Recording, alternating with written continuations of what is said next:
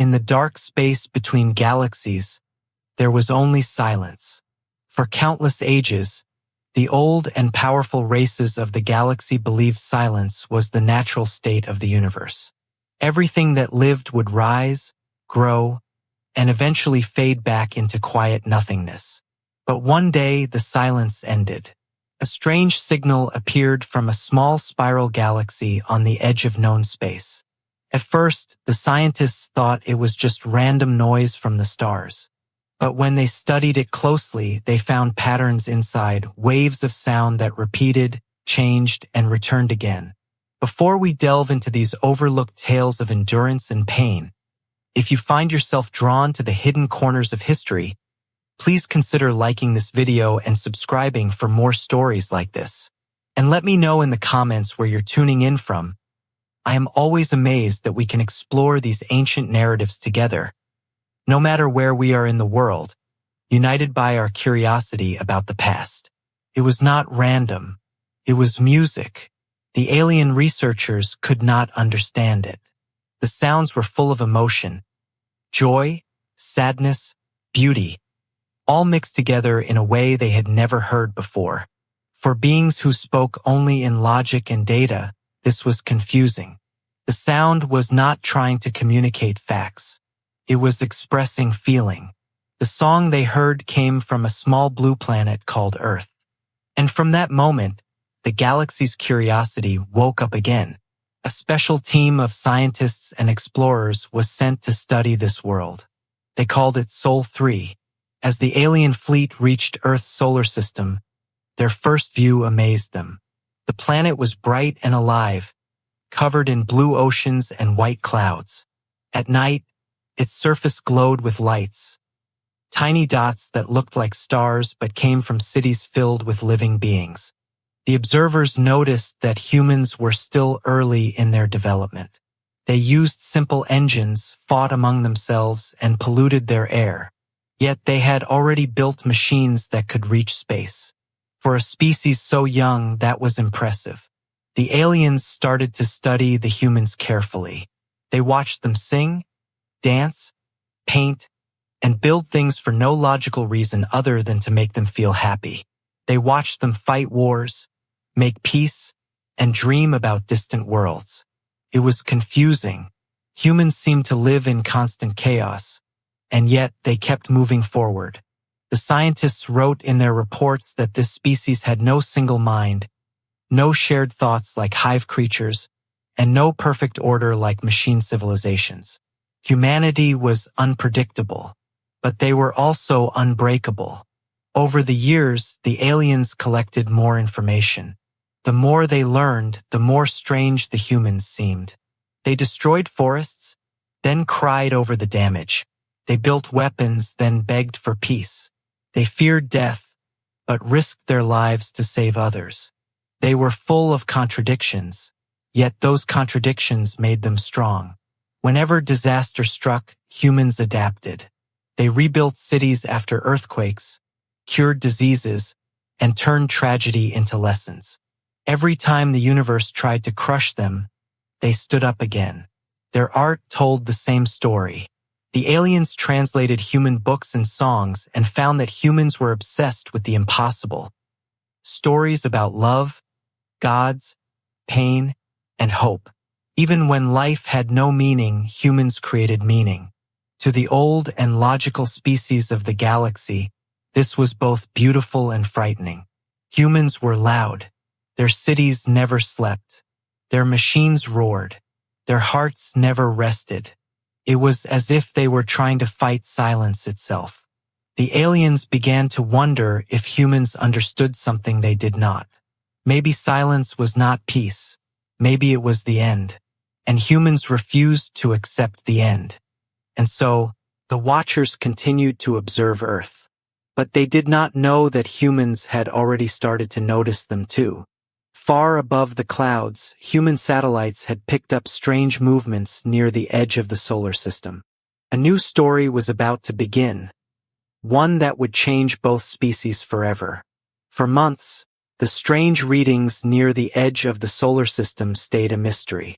Astronomers noticed moving lights that did not match any known comet or satellite. The patterns were too straight, too controlled. Governments began to watch quietly. They didn't want to panic the world. Then one night, a telescope in Chile captured a clear image. A structure, massive and symmetrical, moving slowly near Neptune. It wasn't a rock. It wasn't human. The news spread faster than any virus. Some people were afraid. Some were excited. Some prayed. For the first time in history, humanity knew they were not alone. The first direct signal came 3 weeks later. It wasn't a language.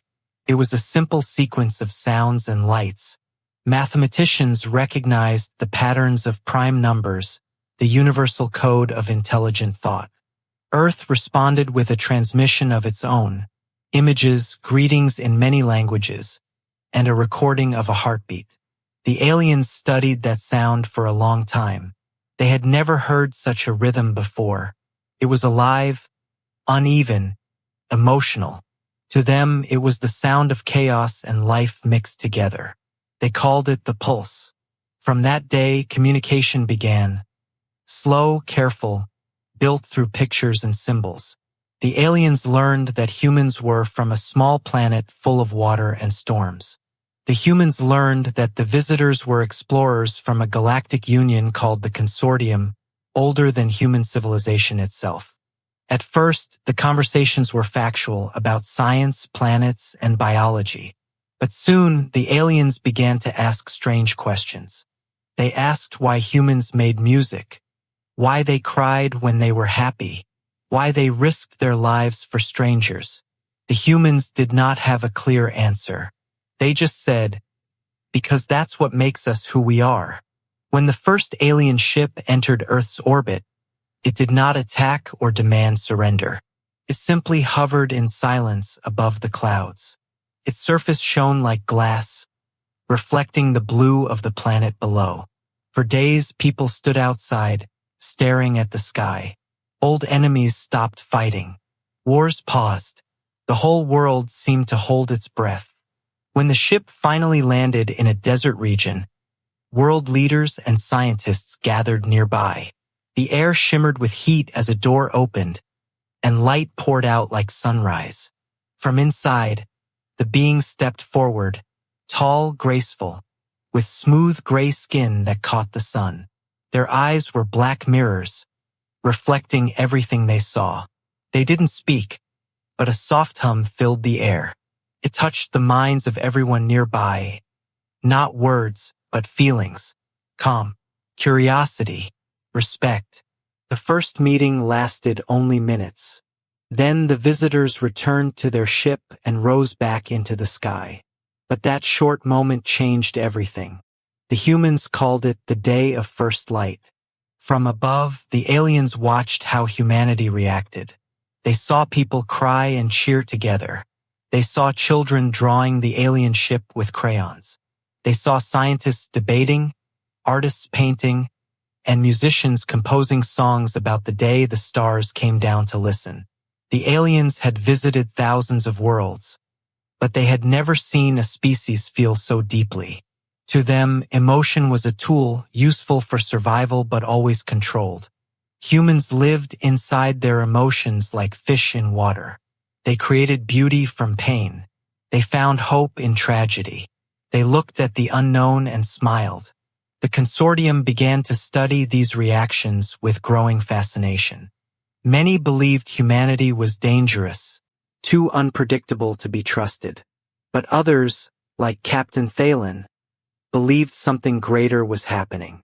He wrote in his final log entry, "These beings are chaos given life, but perhaps in their chaos lies the secret the universe forgot, the reason to exist." Not everyone in the galaxy welcomed this discovery. Some races feared that humans, if allowed to grow, would spread like wildfire, uncontrollable and powerful. They warned that humanity should be contained, isolated, or quietly erased before it learned too much. But others disagreed. They saw in humanity something rare, a spark that reminded them of their own forgotten beginnings. As the debate spread through the stars, one truth became clear. Humanity had already changed the galaxy simply by being seen. The silent universe was silent no more. The days after the first light were unlike anything in history. The world was no longer just Earth. It had become part of the stars. Humanity had always looked up, wondering who might be out there. Now they knew. But the real surprise was not that aliens existed, it was that aliens were listening. In the months that followed, humans and the visitors began to exchange ideas. The aliens shared knowledge about clean energy, medicine, and faster-than-light travel. In return, humanity offered them something else, something the aliens had never truly experienced. Culture. At first, the aliens didn't understand. They asked why humans spent time making pictures, writing songs, or telling stories that weren't real. Humans explained that art was how they understood life, how they made sense of things that words couldn't explain. To prove it, they sent the aliens thousands of examples. Paintings, music, poetry, movies. The aliens studied them carefully, expecting to find hidden messages. But instead, they found something they couldn't translate: emotion. They could not understand why a song could make someone cry, or why a picture of a sunset could make the heart feel full. To them, these were useless, illogical behaviors. Yet, the more they watched, the more they felt something stir inside their own minds. For the first time in ages, they felt wonder. Across the stars, other members of the consortium began to study humanity as well. They analyzed human history, language, and behavior. What they discovered made them question their own existence. They saw that humans made progress not because they were the smartest or the strongest, but because they refused to stop. Every fall, every failure became a reason to rise again. When volcanoes destroyed their homes, they built new ones. When disease spread, they invented cures. When the universe told them no, they answered, "We'll see about that." This stubbornness fascinated the aliens, frightened them too. The Ethar, a cold and logical species, said humanity was dangerous because it could not be predicted. But the Kalai, an ancient race of philosophers, argued that unpredictability was the key to life. They said humans reminded them of the universe's first spark, raw, wild creation. The debate divided the consortium. For the first time in 10,000 years, they disagreed not about resources or power, but about meaning. Then something happened that no one expected. A group of human musicians decided to send a live performance directly to the alien network. A global broadcast of music meant to cross every language and distance. It wasn't a message of conquest or fear. It was just a song, simple, emotional, full of heart. The piece was played by a small orchestra, ending with a single human voice singing softly, almost like a whisper to the stars. The transmission spread faster than light through the consortium's relay systems. Millions of alien minds heard it at once, and for a few moments every world went silent. On planets of gas and crystal, in cities built of light, beings stopped their work and listened. They did not understand the words, but they felt something inside them, something they had forgotten they could feel. The music carried joy, sorrow, hope, and longing, all at once. It told a story without words, a story of fragile beings reaching toward infinity. The aliens did not have a word for that feeling, but the humans did. They called it soul. After that broadcast, the galaxy was never the same. Some alien races began to create art for the first time in their history. Others started to question their laws and their belief that emotion was weakness. Even the machines, the logical, tireless AIs that had ruled entire systems, started to simulate emotion, trying to understand what humanity had given them. Humanity had not conquered the stars with weapons. They had conquered them with feeling. And yet, deep in the void, a quiet fear remained. Because if humanity's heart could move entire civilizations, what else could it do? The song that humans sent into the void kept echoing through space for many years. It reached worlds so far apart that even light took centuries to travel between them. Wherever it arrived, something began to change. On one world, a group of alien children started painting for the first time in their species' history. On another, an old civilization that had forgotten love began to speak again of family and dreams. Entire planets felt something new, something that had no shape, no formula, but carried warmth and mystery. The humans had given the galaxy a new kind of fire, but not everyone welcomed it. Among the powerful species of the consortium, fear began to grow. They said humanity was dangerous not because of its weapons, but because of its influence. No logic could resist it. No calculation could contain it. Human ideas were spreading faster than any technology. Aliens who had lived without emotion for thousands of years were suddenly writing poetry, sculpting art, or questioning the meaning of their lives. It was chaos, beautiful, uncontrollable chaos. To many leaders, this was a threat. They believed if humans were allowed to keep spreading their culture, the old order of the galaxy would collapse. And so, in the High Council of the Consortium, a secret vote took place. Some voted to isolate Earth, to cut off all contact. Others whispered of something darker, complete erasure. But not everyone agreed. Captain Thalen, who had first discovered the human signal years ago, spoke to the council. He told them that humanity was not a danger, but a mirror.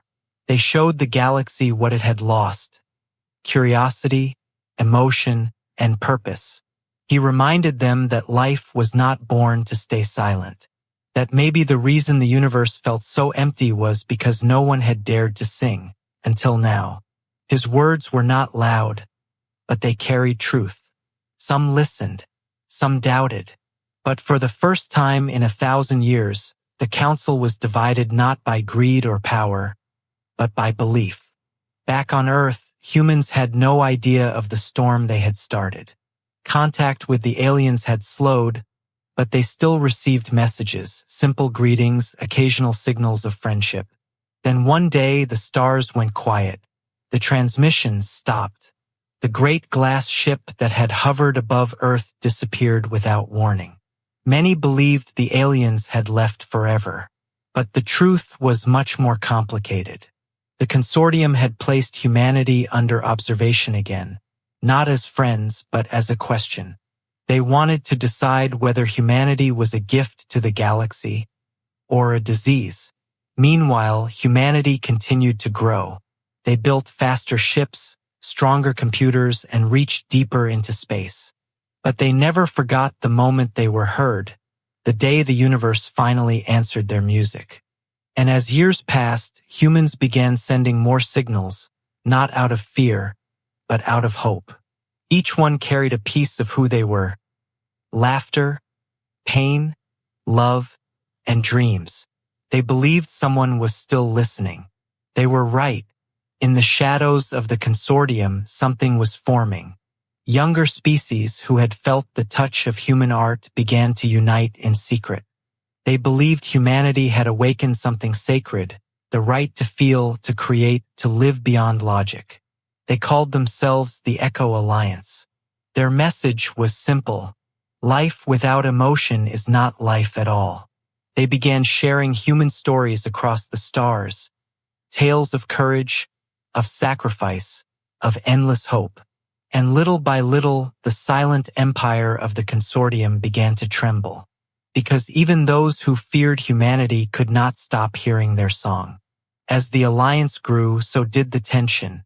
The consortium stood at a crossroads: destroy the humans or embrace what they had brought. The old rulers saw humanity as a spark that could ignite a fire they could never control. The young races saw them as light in the darkness. And far away, on the small blue planet called Earth, humans kept looking up, wondering if they were alone again. They did not know that their simple music, their art, and their endless hope were reshaping galaxies. The stars had heard them once. Now the stars had begun to sing back.